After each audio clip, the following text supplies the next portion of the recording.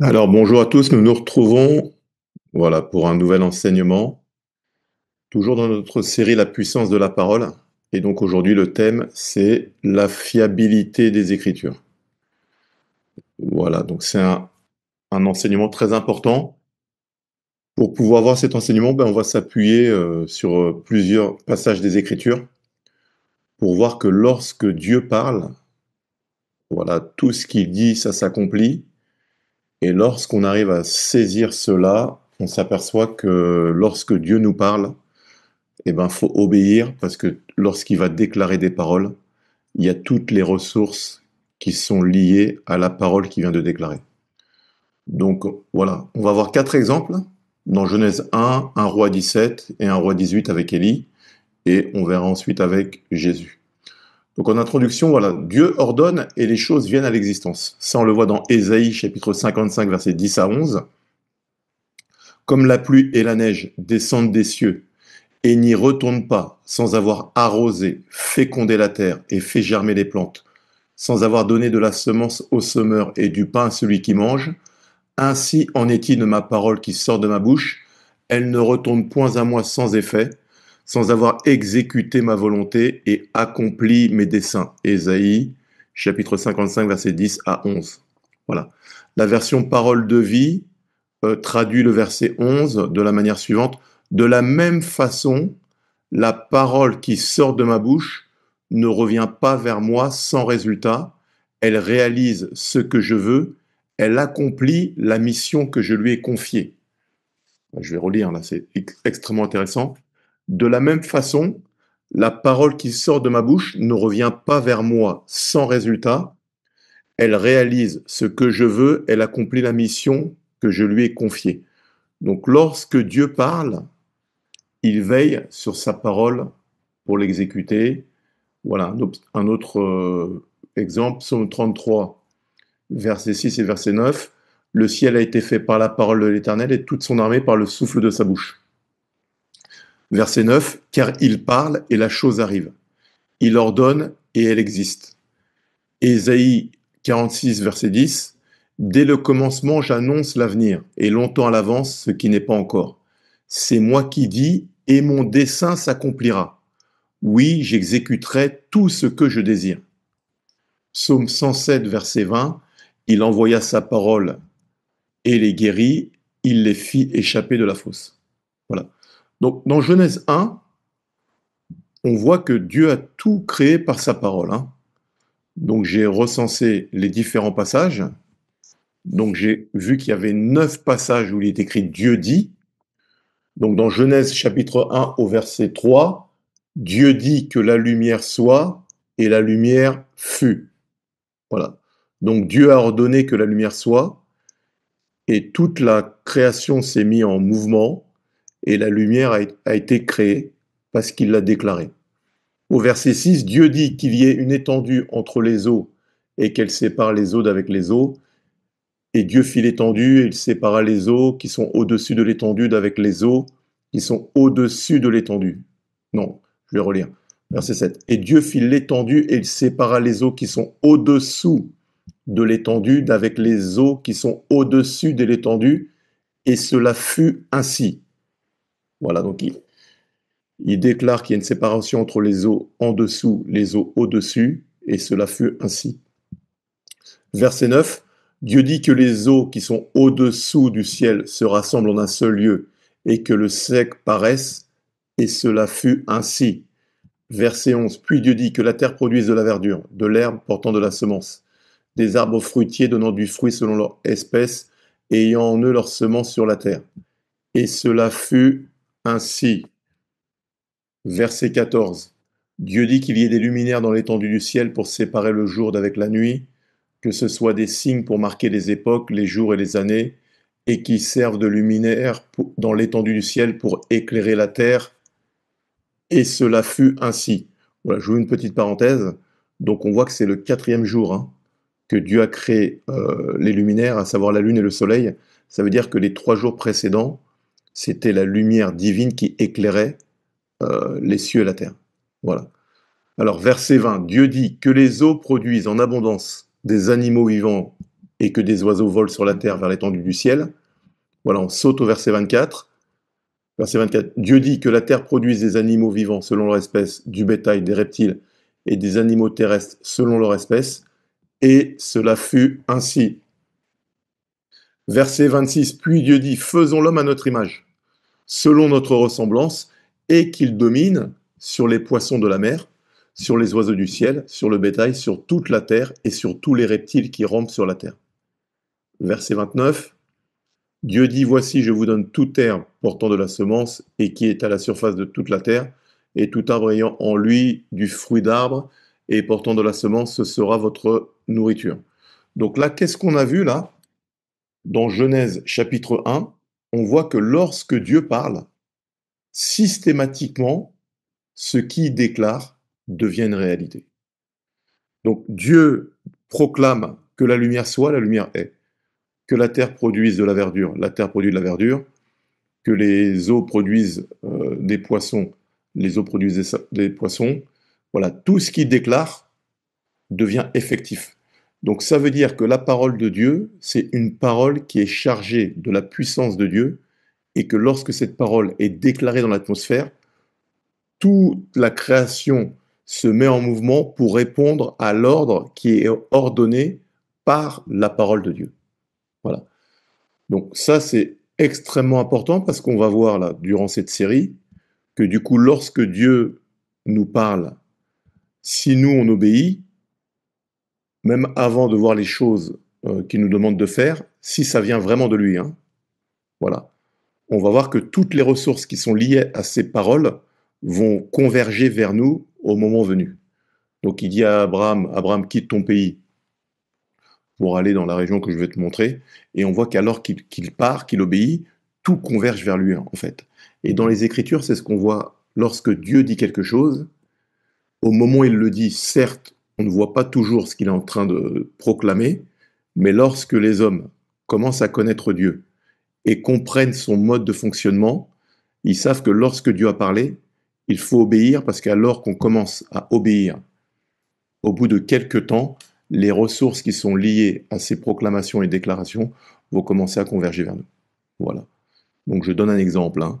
Si Dieu dit à quelqu'un d'aller à Montpellier, par exemple, voilà, il a la conviction que ça vient de Dieu.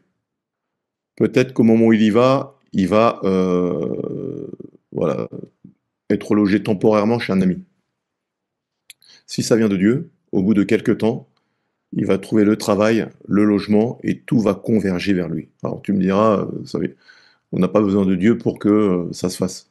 C'est vrai, effectivement, mais là, si Dieu lui a dit de déménager et qu'il fait converger les ressources vers lui, c'est que derrière, il y a quelque chose dont il n'a pas conscience au moment où Dieu a parlé, mais c'est lorsqu'il va obéir et que toutes les ressources vont converger vers lui, il va peut-être voir quelque chose qui va se manifester dans sa vie, et il va se rendre compte que s'il était resté à Paris, jamais ça ne se serait produit. Voilà. Donc en tant que chrétien, ce qui permet à quelqu'un de marcher convenablement avec Dieu et de réussir sa vie chrétienne, c'est d'apprendre à entendre la voix de Dieu, de s'assurer que c'est lui, voilà, qui parle soit de manière audible à travers une pensée dans le cœur, soit de manière scripturaire à travers la parole, et dès lors qu'il va commencer à proclamer quelque chose, et que la foi vient s'asseoir dans notre cœur, n'oublions pas, c'est sur le témoignage de 2 ou 3 témoins qu'on établit toute vérité, donc quand ça vient de Dieu, il va toujours y avoir d'autres canaux qui vont venir confirmer ce qu'on a reçu. Mais une fois qu'on s'est assuré que c'est lui, et qu'on obéit, vous allez voir qu'à un moment donné, tout commence à converger vers nous, parce que sa parole ne revient point à lui sans effet. Voilà. Donc on va voir un exemple là, hyper intéressant qui se trouve dans 1 Roi chapitre 17. Voilà. Alors dans 1 Roi chapitre 17, c'est le prophète Élie qui va proclamer qu'il n'y aura pas de pluie sur sa parole. Et ensuite, Dieu va le diriger vers un endroit et il lui dit, je vais te nourrir à cet endroit. Donc je vais lire quelques passages là. Donc c'est dans 1 Roi chapitre 17. Je vais lire du verset 1 à 6. Donc Élie le Tishbite, l'un des habitants de Galade, dit à Akab, donc Akab c'est le roi, hein, c'est le mari de Jézabel. à Akab, l'Éternel est vivant, le Dieu d'Israël dont je suis le serviteur. Il n'y aura ces années ni rosée ni pluie, sinon à ma parole. Voilà. Et on voit dans 1 Roi, chapitre 18, qu'effectivement, il n'y a pas eu de pluie pendant 3 ans. OK? Donc, il a déclaré qu'il n'y ait pas de pluie, et il n'y a pas de pluie. Pourquoi? C'est pas parce que c'est lui qui l'a déclaré simplement. C'est parce que Dieu lui a dit de déclarer ses paroles. Donc lui, en tant que prophète, prophète ça veut dire porte-parole de Dieu, en déclarant, en verbalisant la volonté de Dieu, eh ben, pendant 3 ans, il n'y a pas eu de pluie. Voilà. Verset 2, donc j'ai mis sur le côté, vous voyez dans le petit carré vert, déclaration de Dieu. Et la parole de l'Éternel fut adressée à Élie en ces mots. Pars d'ici, dirige-toi vers l'Orient et cache-toi près du torrent de Kérit, qui est en face du Jourdain. Tu boiras de l'eau du torrent et j'ai ordonné au corbeau de te nourrir là. Il partit et fit selon la parole de l'Éternel, et il alla s'établir près du torrent de Kérit, qui est en face du Jourdain. Les corbeaux lui apportaient du pain et de la viande le matin, et du pain et de la viande le soir, et il buvait de l'eau du torrent. Donc là, c'est extrêmement intéressant. Là. Donc au verset 1, il déclare qu'il n'y a pas de pluie. Il n'y a pas eu de pluie pendant 3 ans. Verset 2, déclaration de Dieu. Dieu lui dit, pars de là où tu te trouves, va vers le torrent de Kérit, et ensuite il dit, j'ai ordonné au corbeau de te nourrir. Quel est le résultat? Les corbeaux lui apportaient du pain et de la viande le matin et du pain et de la viande le soir et buvaient de l'eau du torrent.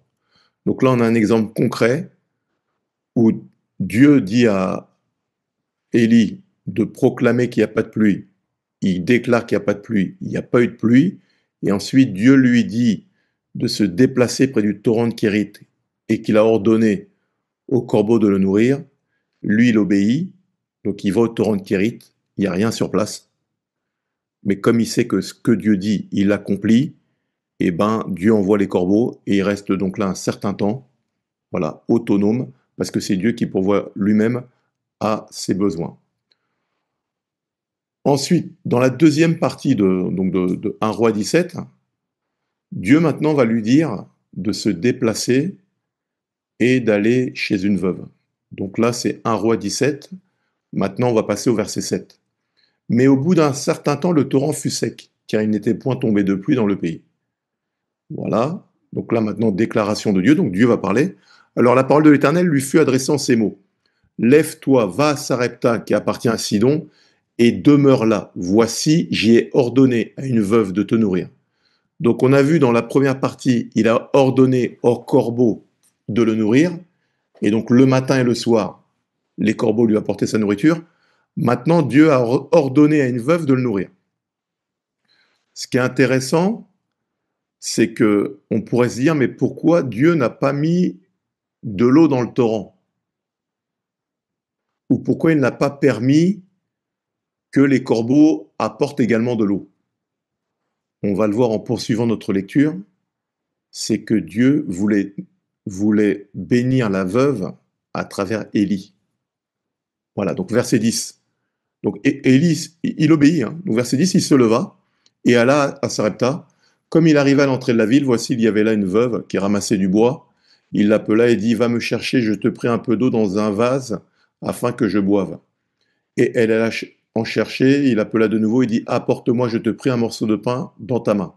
Dans ta main, ça veut dire fais de tes mains. Hein. Et elle répondit, l'Éternel, ton Dieu est vivant. Je n'ai rien de cuit, je n'ai qu'une poignée de farine dans un pot et un peu d'huile dans une cruche. Et voici, je ramasse 2 morceaux de bois, puis je rentrerai et je préparerai cela pour moi et pour mon fils. Nous mangerons, après quoi nous mourrons. Élie lui dit, ne crains point, rentre, fais comme tu as dit, seulement prépare-moi d'abord avec cela un petit gâteau, et tu me l'apporteras, tu en feras ensuite pour toi et pour ton fils. Voilà, donc Élie, il est tellement convaincu de la fidélité de Dieu, voilà. Il sait que comme Dieu lui a dit, va à Sarepta, j'ai ordonné à une veuve de te nourrir, il dit à la veuve, ne crains pas. Fais ce que je t'ai dit, et toi, tu ne manqueras de rien. En d'autres termes, si tu obéis, Dieu va te bénir à travers moi. Voilà. Donc, au verset 14, donc là maintenant, déclaration de Dieu, là. Donc c'est Dieu qui déclare encore. Car ainsi parle l'Éternel, le Dieu d'Israël. La farine qui est dans le pot ne manquera point, et l'huile qui est dans la cruche ne diminuera point, jusqu'au jour où l'Éternel fera tomber de la pluie sur la face du sol. Voilà, accomplissement. Elle alla et elle fit selon la parole d'Élie. Et pendant longtemps, elle eut de quoi manger, elle et sa famille, aussi bien qu'Élie. La farine qui était dans le pot ne manqua point, et l'huile qui était dans la cruche ne diminua point, selon la parole que l'Éternel avait prononcée. Voilà. Passage extrêmement intéressant. Aujourd'hui, on voit qu'on est en train de rentrer dans une crise économique, voilà, et que la vie va devenir dure pour plusieurs. Mais si tu marches avec Dieu, que tu as une communion avec lui et que tu sais entendre sa voix, quelle que soit la situation économique, sociale et politique, il peut prendre soin de tes besoins si tu es capable d'entendre sa voix et d'obéir à ce qu'il dit. Donc là, qu'est-ce que nous dit le texte? Le texte nous dit que Élie a été nourri pendant un certain temps près du fleuve de Kérit.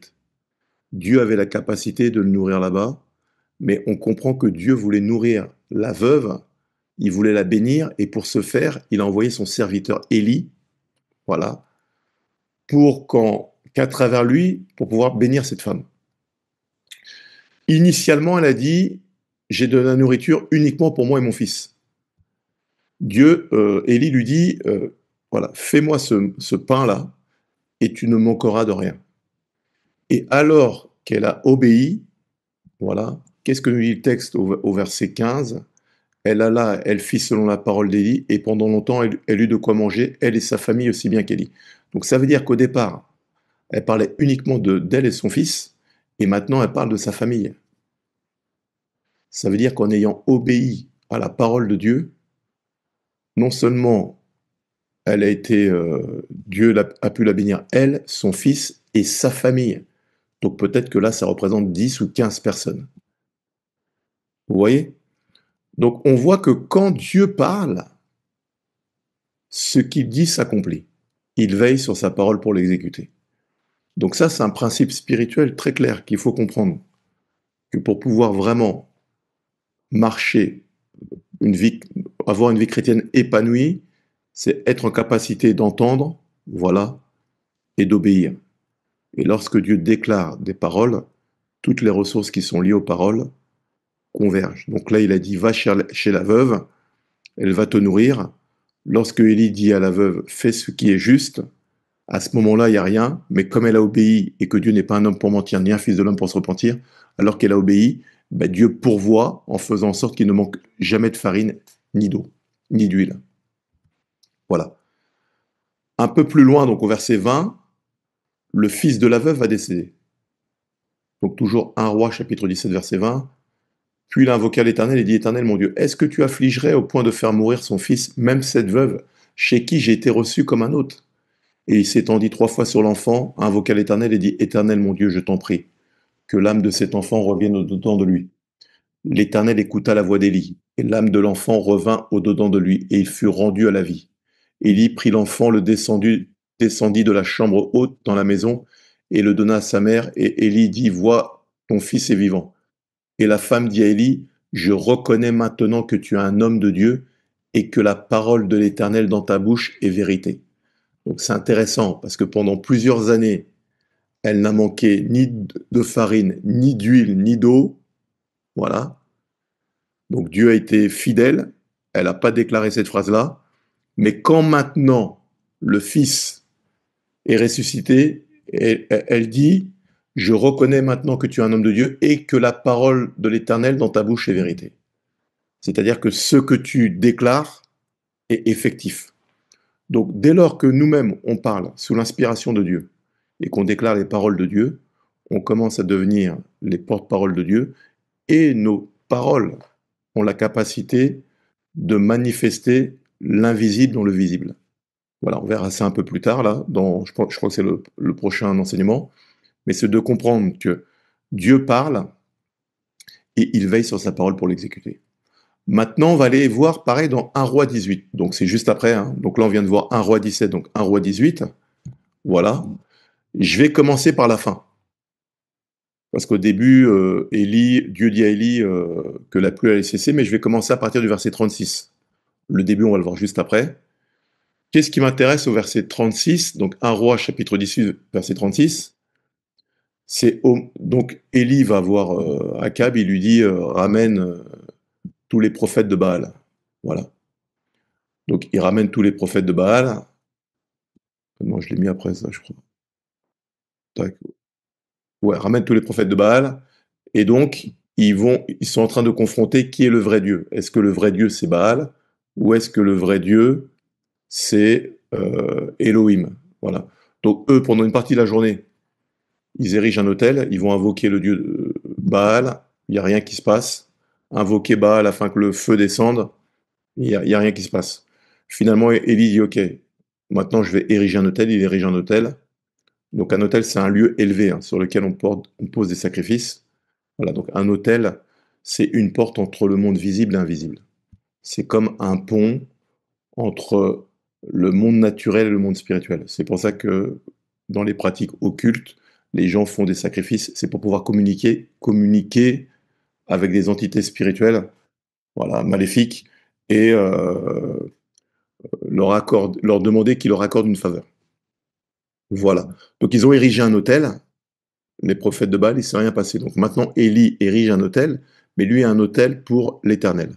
Donc 1 Roi 18:36, au moment de la présentation de l'offrande, Élie, le prophète, s'avança et dit, Éternel Dieu d'Abraham, d'Isaac et d'Israël, que l'on sache aujourd'hui que tu es Dieu en Israël et que je suis ton serviteur et que j'ai fait toutes ces choses par ta parole.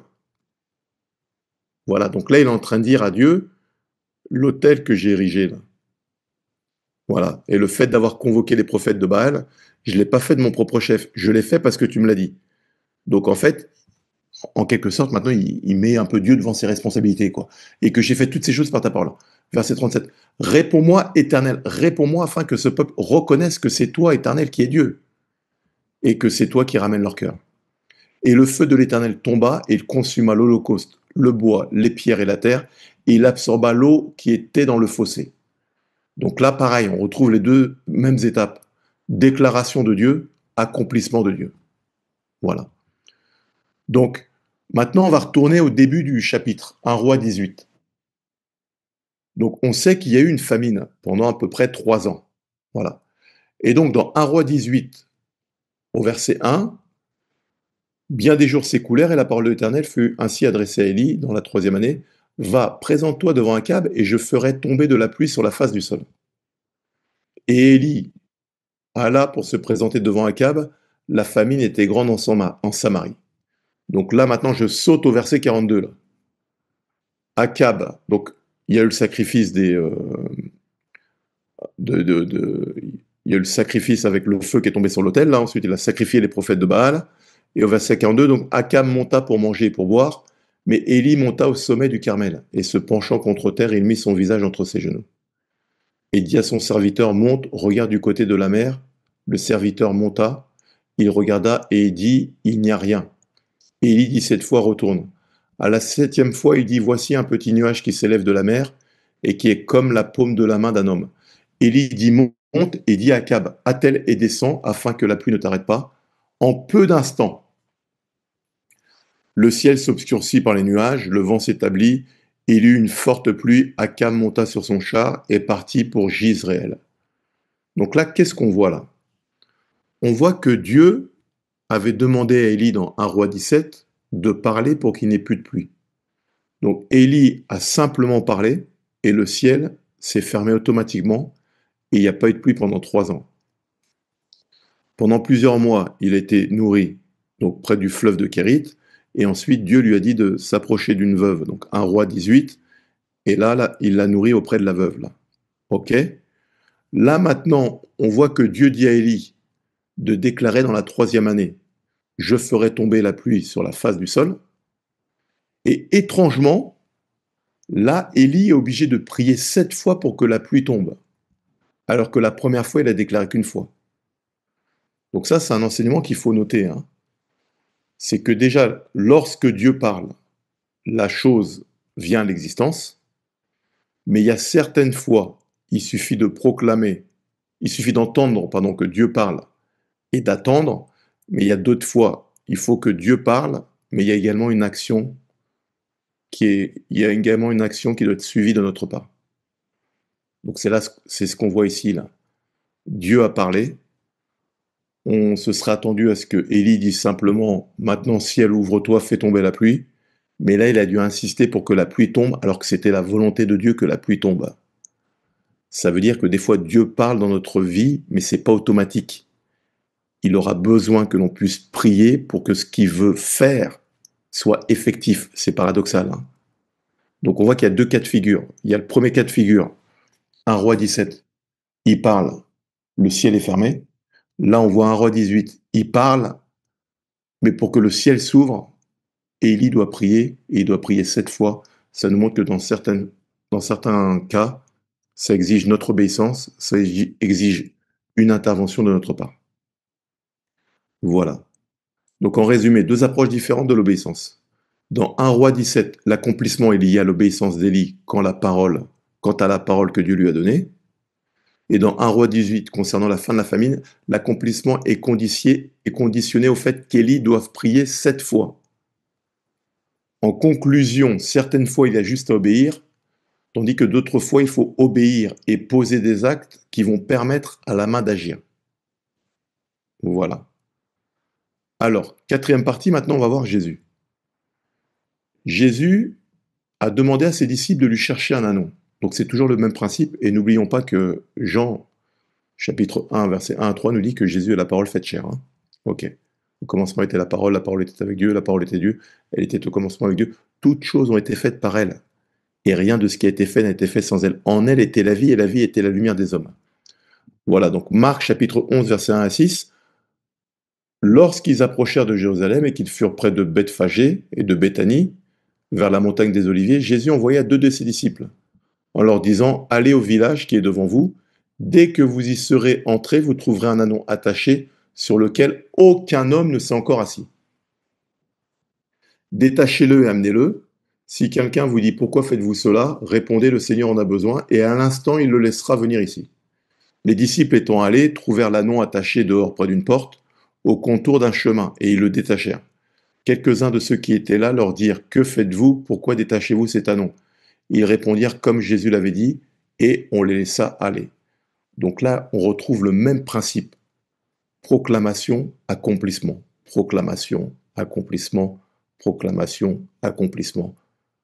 Donc là, Jésus dit à ses disciples d'aller chercher un ânon, et lorsqu'ils y vont, ils trouvent l'ânon. Pourquoi? Parce que Jésus a déclaré ces choses.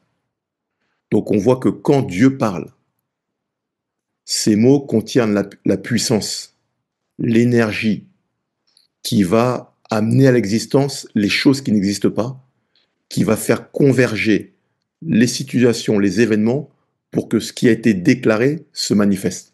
Donc on s'aperçoit que tout se met en ordre de marche quand la parole divine est proclamée et déclarée. Deuxième exemple avec Jésus, quand il prend le repas de Pâques avec ses disciples.